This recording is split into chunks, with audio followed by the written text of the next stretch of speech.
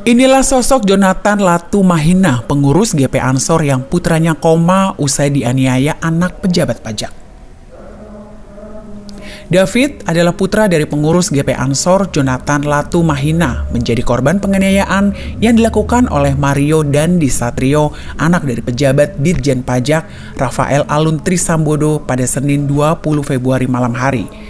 David dihajar dan dikeroyok oleh Mario Dandi Satrio bersama dengan beberapa rekannya. Akibat pengeroyokan tersebut, David hingga kini dikabarkan masih kritis.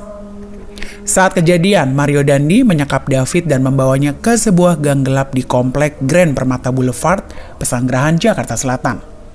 David adalah putra dari Jonathan Latumahina yang seorang tokoh ternama di GP Ansor. Berikut adalah sosok Jonathan Latumahina dikutip dari Tribun Sumsel. Jonathan Latumahina merupakan salah satu tokoh ternama di GP Ansor. Jonathan merupakan tim cyber pengurus pusat GP Ansor. Lantaran merupakan anggota GP Ansor, ia berada di bawah komando Menteri Agama RI Yakut Kolil Qomas. Diketahui, GP Ansor merupakan salah satu badan otonom Nahdlatul Ulama yang bergerak di bidang kepemudaan dan kemasyarakatan. Pada bagian tubuhnya, Jonathan memiliki beberapa tato, seperti di leher dan tangannya. Ia juga nampak aktif di media sosial. Dalam akun Twitternya, ia sempat mengunggah foto dirinya dengan sang anak setelah anaknya dianiaya. Jonathan juga sangat aktif mengomentari berbagai isu di sosial media. Kemudian dalam akun Facebooknya, ia pun terlihat baru menikah pada 11 Februari yang lalu.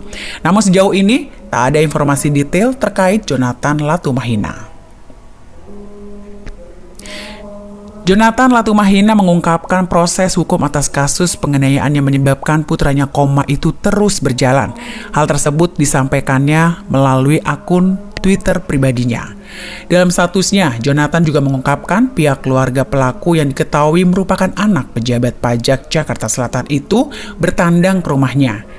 Jonathan pun sempat menemui mereka dan menerima permohonan maaf atas peristiwa yang menimpa David.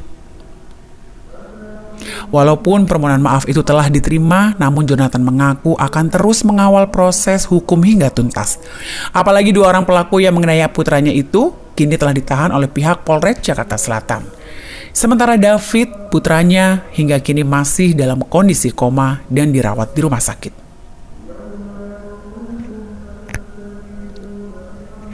Sebelumnya, David dianiaya oleh pelaku berinisial MDS, putra dari pejabat Ditjen Pajak. Berdasarkan keterangan Polres Metro Jakarta Selatan, David dianiaya oleh MDS di depan rumah temannya MR di komplek Grand Permata Cluster Boulevard. Korban dianiaya pelaku hingga tersungkur di depan rumah MR.